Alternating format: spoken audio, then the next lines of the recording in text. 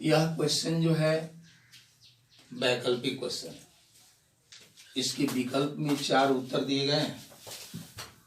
इन चारों उत्तर में से चयन करना है कि कौन सा उत्तर सही होगा। तो इसमें का जो उत्तर है इसके क्वेश्चन के आधार पर होगा। क्वेश्चन हम देखेंगे, त्रिज्या आर वाले वृत्त के उस त्रिज्या खंड का क्षेत्रफल जिसका कोण P डिग्री, यानी एक त्रिज्या खंड है, उसका त्रिज्या बड़ा R है और त्रिज्या खंड का कोण P डिग्री। तो वैसी स्थिति में उस त्रिज्या खंड का क्षेत्रफल इसमें से किसके बराबर होगा? तो आप जानते हैं कि त्रिज्या खंड के क्षेत्रफल के लिए सूत्र थीटा बट्टा 360 डिग्री गुणे पाई आर स्क्वायर होता है। लेकिन यहाँ पर जो है थीटा के बदले त्रिज्या खंड का जो कोण है P डिग्री उसको लिखेंगे और नीचे 360 है तो 360 डिग्री लिखेंगे, पाई है तो पाई लिखेंगे और R जो त्रिज्या है उसके बदले हम बड़ा R लिखेंगे, बड़ा R स्क्वायर। अब इसका हम मिलान विकल्प से करेंगे। तो इसका मिलान हम करते हैं तो देखिए, तो पहला से ये नहीं मिल रहा है, दूसरा से भी, B से भी नहीं मिल रहा है और C से देखिए तो यहाँ भी नहीं मिल रहा है और चौथा से देखिए D से, तो इससे भी नहीं मिल रहा। लेकिन चौथा में एक चीज जरा देखिए, तो इस 2 से 720 को अगर कटा दें तब 360 हो जाएगा, तब P बटा 360 हो जाएगा जो इसके बराबर हो जाएगा। इधर पाई आर स्क्वायर बचेगा। हाँ, एक चीज और, लिखने में शायद हम क्वेश्चन को लिखने में गड़बड़ कर गए हैं। यहाँ पर बड़ा आर स्क्वायर है तो इस पर भी हम गौर करेंगे। तो 2 से अगर 720 को कटाते हैं तो 360 हो जाएगा, अब पाई आर स्क्वायर बच जाएगा, तो अब यह इसके बराबर हो जाएगा, मिल जाएगा। या हम इसको अगर गुणा करते हैं, P डिग्री को ज्यों का त्यों रखते हैं, 2 से नीचे हम गुणा करते हैं और 2 से जो है ऊपर गुणा करते हैं 2 से, तब यह मिल सकता है P डिग्री बट्टा 720 डिग्री गुणे 2 पाई आर स्क्वायर। तो यह विकल्प नंबर D से मिल रहा है, इसलिए विकल्प D आपका आंसर होगा। चलिए, इसके बाद इसी अभ्यास के आधार पर कुछ क्वेश्चन है आलोक प्रकाशन से, उसको आपके व्हाट्सएप पर हम भेजेंगे और उसमें से आपसे जितना बन सके आप बनाने की कोशिश करेंगे और इस अभ्यास में यानी BTC से जितना क्वेश्चन आपको हम बताएं उस सबको बार बार आप रिवीजन करते रहेंगे। यही क्वेश्चन जो है बोर्ड एग्जाम के लिए बहुत इंपॉर्टेंट होगा, आपके भविष्य के लिए बहुत इंपॉर्टेंट होगा। और जो हम आलोक प्रकाशन से क्वेश्चन हम भेजेंगे बनाने के लिए, उसमें से जो नहीं आएगा उसको चिन्हित करके आप रखिएगा, जब कोचिंग खुलेगा तो उसको हम हल करने की कोशिश करेंगे।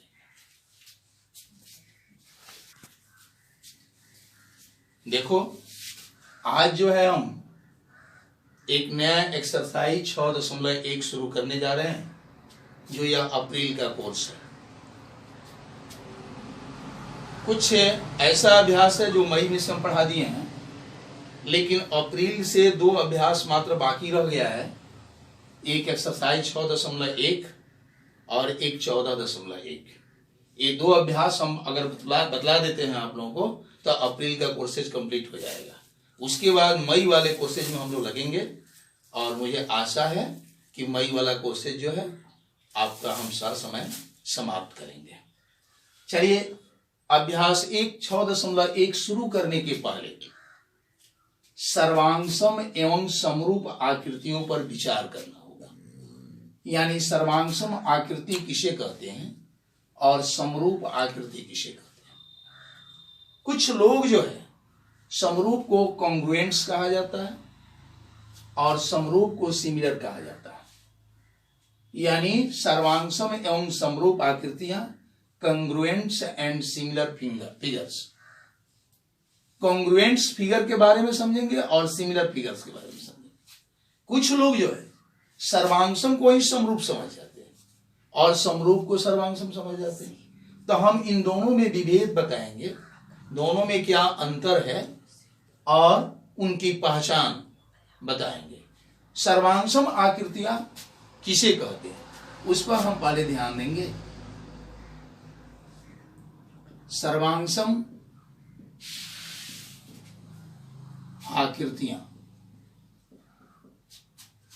यानी कॉन्ग्रुएंट्स फिगर्स, कॉन्ग्रुएंट्स फिगर्स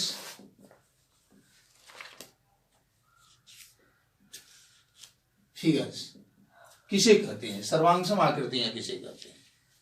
तो वैसे आकृतियां जो आकार और माप दोनों ही स्थितियों में एक दूसरे के समान हो, वे सर्वांगसम आकृतियां कहलाते हैं। वैसे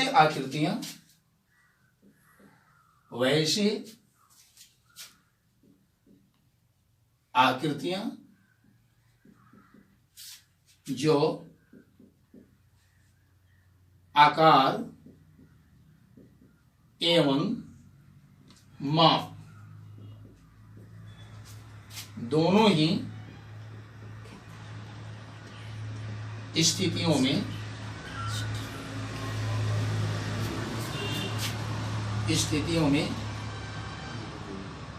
एक दूसरे के समान, एक दूसरे के समान हो, सर्वांगसम आकृतियां कहलाते हैं। सर्वांगसम आकृतियां कहलाते हैं।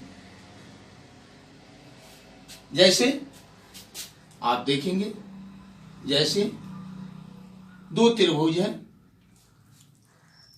एक यह समबाहु त्रिभुज है। मान लीजिए कि यह एक समबाहु त्रिभुज है, इसकी प्रत्येक भुजा की लंबाई 3 सेंटीमीटर है, और एक दूसरा त्रिभुज है वह भी समबाहु त्रिभुज,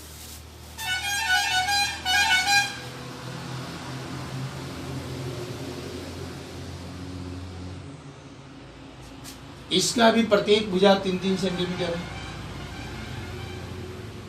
अब जरा इन दोनों त्रिभुज को हम देखेंगे, तुलना करेंगे, दोनों आकार में समान है, यानी दोनों का आकार लगभग एक जैसा दिख रहा है, और दोनों का अगर भुजाओं का हम माप करते हैं तो संगत भुजाओं का माप भी बराबर है। जैसे इस भुजा के बराबर यह भुजा है, इस भुजा के बराबर यह भुजा है, इस भुजा के बराबर यह भुजा, यानी आकार में भी समान है और दोनों आकृतियां माप में भी समान है। इसलिए इन दोनों आकृतियों को, मान लीजिए यह एबीसी त्रिभुज है और यह पीक्यूआर है, तो इन दोनों त्रिभुज की तुलना किए तो दोनों आकार में भी एक जैसे हैं और दोनों की संगत भुजाओं का माप भी समान है। इसलिए ये दोनों आकृति को हम सर्वांगसम कहेंगे। यानी सर्वांगसम को एक तौर से और समझ सकते हैं। सर्वांगसम का अर्थ क्या होता है? सर्व जोड़ अंग जोड़ सम, यानी एक आकृति के सभी भाग दूसरे आकृति के संगत सभी भागों के अगर बराबर हो तो वे दोनों आकृतियां सर्वांगसम होती हैं। भाग का मतलब क्या होता है? जैसे एक त्रिभुज के 6 भाग होते हैं, 3 भुजा और 3 कोण, तो इसका 6 भाग इस त्रिभुज के संगत 6 भागों के अगर बराबर हो तो दोनों त्रिभुज जो है सर्वांगसम होंगे।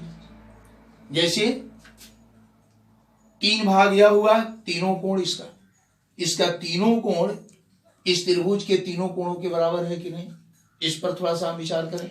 यदि यह समबाहु त्रिभुज है तो इसके तीनों कोण जो है 60-60 डिग्री का होगा, और पी क्यू आर भी एक समबाहु त्रिभुज है तो इसका भी तीनों कोण जो है 60-60 डिग्री का होगा। तो इस तरह से मैंने क्या पाया कि इस त्रिभुज के जितने कोण हैं वे बराबर हैं त्रिभुज पी क्यू आर के संगत कोण के, यानी कोण ए कोण पी के बराबर है, कोण बी जो है कोण क्यू के बराबर है, कोण सी जो है कोण आर के बराबर है।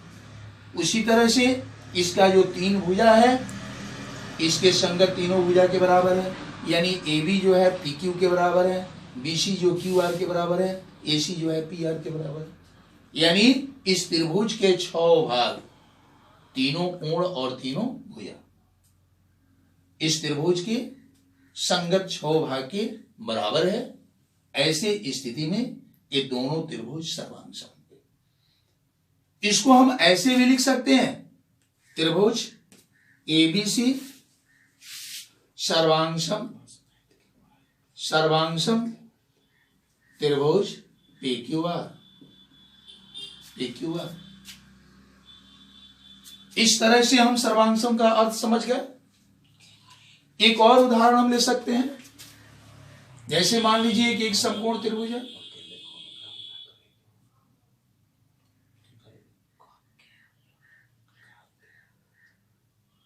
एक समकोण त्रिभुज है PQR और एक दूसरा समकोण त्रिभुज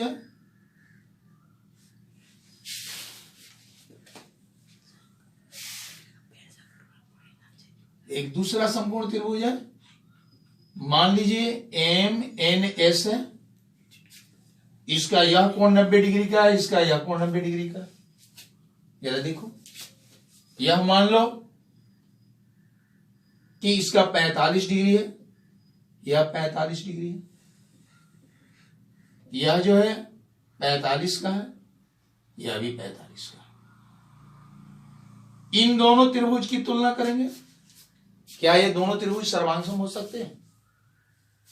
क्या इसके 6 भाग इस त्रिभुज के संगत 6 भाग के बराबर होंगे? अगर ऐसा है तो दोनों त्रिभुज सर्वांगसम माना जाएगा। जैसे एक चीज और, इसकी भुजा पर हम ध्यान देंगे। मान लीजिए कि यह भुजा जो है 3 है या 3 है, यह भुजा कुछ है, या 3 है या 3 है या 4 है, इस तरह का भुजा है। ऐसी स्थिति में हम देखेंगे कि PQ भुजा जो है MN के बराबर है, QR भुजा जो है NS के बराबर है और इसका कर्ण PR जो है MS के बराबर है।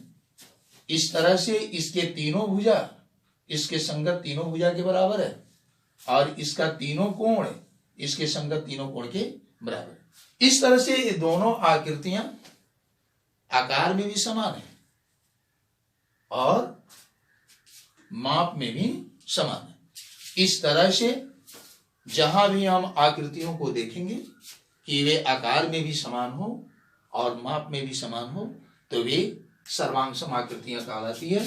इसको हम लिख सकते हैं त्रिभुज PQR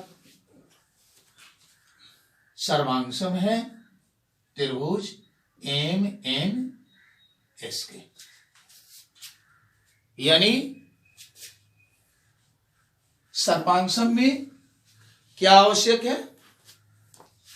तो एक आकृति के सभी भाग दूसरे आकृति के संगत भागों के बराबर होना आवश्यक है, तभी वह जो है सर्वांगसम आकृतियां हो सकती हैं। अब चलिए हम समरूप के बारे में समझते हैं। समरूप आकृतियां, समरूप आकृतियां यानी सिमिलर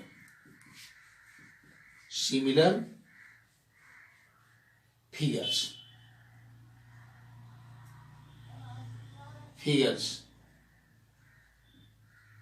सिमिलर फिगर्स वैसी आकृतियां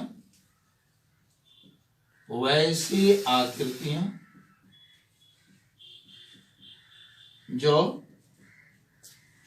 आकार में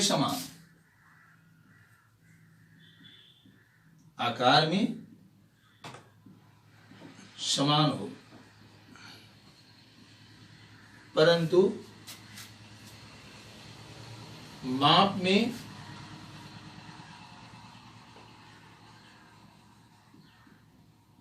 समान हो या नहीं हो या नहीं हो, समरूप आकृतियां कहलाती हैं। समरूप आकृतियां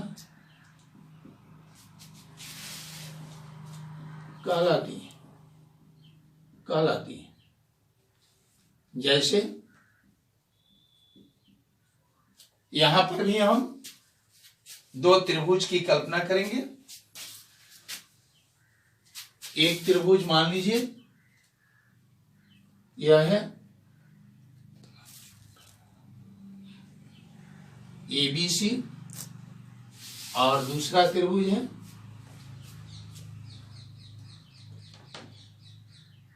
यह, मान लीजिए जो PQR है। दोनों त्रिभुज समबाहु त्रिभुज है। दोनों त्रिभुज समबाहु है। यह भी समबाहु है और यह भी समबाहु। इन दोनों त्रिभुज को देखेंगे, ये दोनों त्रिभुज का आकार समान है, लेकिन संगत भुजाओं का माप समान नहीं है। अगर इस तरह के आकृति हो तो उनको समरूप माना जाता है। ये सर्वांगसम नहीं है, लेकिन समरूप है। इन दोनों का आकार एक जैसा है। माप एक जैसा नहीं है, लेकिन आकार एक जैसा है। तो आकार एक जैसा है तो इसको हम समरूप कहेंगे। अगर दोनों का आकार और माप दोनों समान हो तब भी उनको हम समरूप कहेंगे। वे आकृतियां सर्वांगसम भी होंगी और समरूप भी होंगी। जैसे यहां पर हम देखे हैं, ये दोनों आकृतियां जो है सर्वांगसम है तो ये निश्चित रूप से समरूप भी है। ये दोनों आकृतियां सर्वांगसम है तो ये निश्चित रूप से समरूप भी है। यानी वैसे दो आकृतियां जो सर्वांगसम हो वे निश्चित तौर पर समरूप होते हैं, लेकिन वैसे दो आकृतियां जो समरूप हो या कोई जरूरी नहीं है कि वे दोनों सर्वांगसम होंगे। जैसे यहां पर आप देखें, ये दोनों आकृति जो है समरूप है, लेकिन सर्वांगसम नहीं है। क्योंकि समरूप वाला परिभाषा में हम लिखवाएं, वैसे आकृतियां जो आकार में समान हो परंतु माप में समान हो या नहीं हो। यानी समरूप आकृतियां जो है माप में समान भी हो सकती है और माप में समान नहीं भी हो सकती है। वैसे आकृतियों को हम समरूप कहेंगे। एक दूसरा उदाहरण, हाँ, समरूप को हम कैसे लिखेंगे? इसको हम लिखेंगे त्रिभुज ABC समरूप है। ये समरूपता का चिन्ह है। त्रिभुज PQR।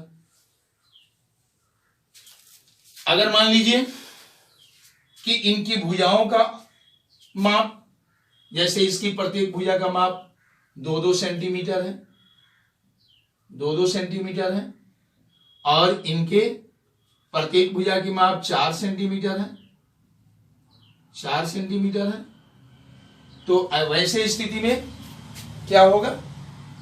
इसको देखिए, समकोणिक है दोनों त्रिभुज। चूंकि ये समबाहु त्रिभुज है तो इसका प्रत्येक कोण 60 डिग्री का होगा, और ये भी समबाहु त्रिभुज है तो इसका भी प्रत्येक कोण 60 डिग्री का होगा। तो दोनों त्रिभुज में आपने क्या पाया कि समकोणिक है, यानी संगत कोण बराबर है। और भुजाओं का अनुपात जरा देखिए तो AB और PQ का अनुपात, AB अनुपात PQ बराबर 2:4। इसको कटाइएगा तो 1/2 के बराबर होगा। उसी तरह से BC और QR, BC और QR का अनुपात निकालिएगा। यानी BC कितना है 2 और QR कितना है 4। इसको भी कटाएंगे तो 1/2 आएगा। और AC अनुपात PR, AC अनुपात PR, यानी AC में हम क्या लिखेंगे 2 और PR में हम क्या लिखेंगे 4। कटाएंगे 1/2 आएगा। यानी आपने यहां क्या देखा, ये दोनों आकृतियां समकोणिक भी हैं और इनके संगत भुजाओं का अनुपात बराबर है। यानी AB अनुपात PQ बराबर है BC अनुपात QR बराबर है AC अनुपात PR।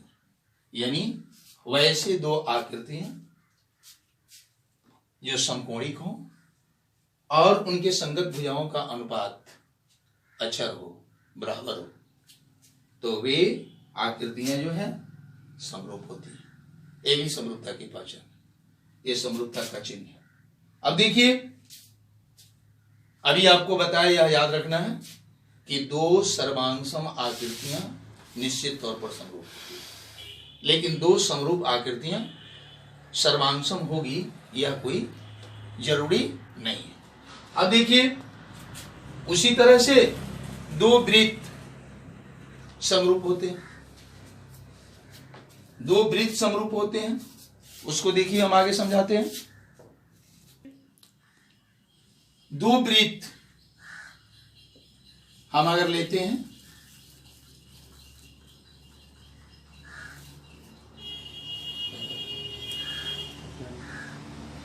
ये दोनों वृत्त को देखा जाए, एक वृत्त छोटा है और एक वृत्त बड़ा है, लेकिन दोनों का आकार क्या है, एक जैसा है। दोनों का माप एक जैसा नहीं है।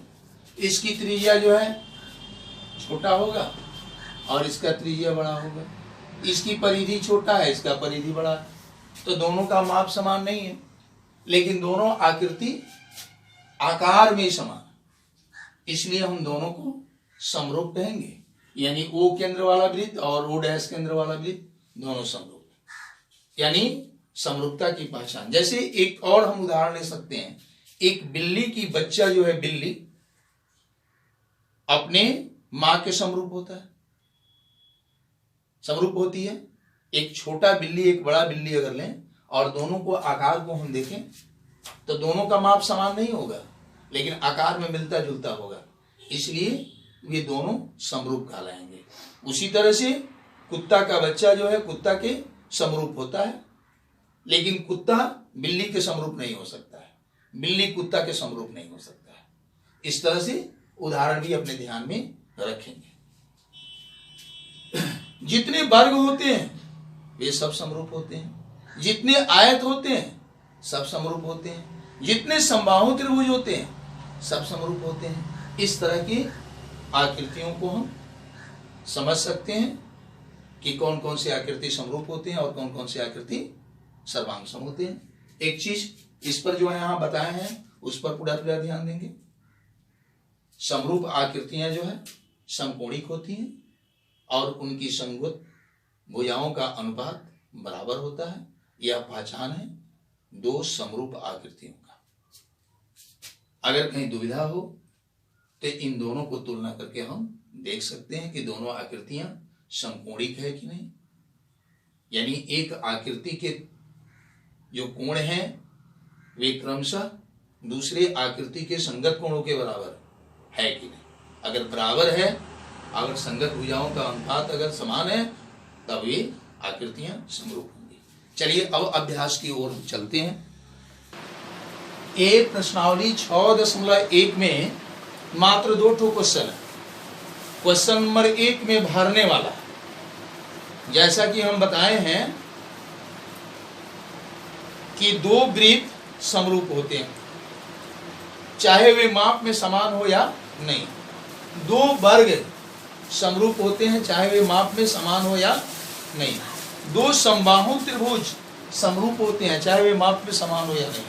इसी तरह का चीज उसमें भरने के लिए दिया गया है, उसे आप स्वयं भर लेंगे। और जो क्वेश्चन संख्या 2 है उसमें उदाहरण अपने मन से देना है दो समरूप आकृतियों का, और दो समरूप आकृति जो नहीं है उसका भी उदाहरण देना है। तो आप अपने मन से उसको दे सकते हैं, कर सकते हैं। इसलिए आप इस अभ्यास को स्वयं बनाएंगे। यह एक्सरसाइज 14.1 समाप्त हुआ। अब जो है आपको हम अगले दिन अभ्यास 14.1 बताएंगे। और 14.1 बन जाएगा तो आपका अप्रैल का सिलेबस समाप्त हो जाएगा। प्रश्नावली 14.1 में जो है बहुत इंटरेस्टेड अभ्यास है और उसको हम उसका परिचय भी बताएंगे, इसलिए आप उसको देखना न भूलेंगे और समझना न भूलेंगे। इसी के साथ धन्यवाद।